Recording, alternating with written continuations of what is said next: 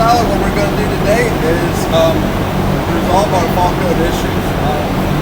And then we're going to use this handheld reader, we're going to use our voltmeter, and we're going to use our online subscription for ProDemand, which tells you, gives you an index of fault codes and troubleshooting steps. So what we're going to do now is make the handheld reader, connect to our not connected. You want to have the truck on, but not started. We power on our handheld reader.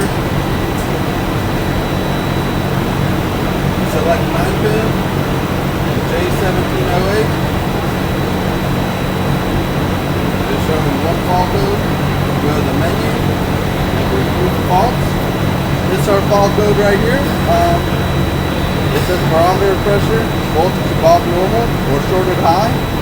And here's our fault code, 128.108.3 PID. And we're going to go trace back on the index on ProDemand and try to resolve our fault code issue. Alright, now we followed our troubleshooting steps. So we followed a few steps. We checked that our connections were tight. There weren't any loose connections on our circuit. And we inspected the supply voltage to the sensor, which is pins A and B, and there was adequate supply. And we already inspected for battery voltage on the signal wire, and that proved to be well. And now we're going to inspect the signal wire for an open circuit. So what we did is we went over to our truck, we followed the troubleshooting steps, and we sorted out C and B. Now sorting out C and B is going to tell us that the code should change from 3 to 4 at the end of it.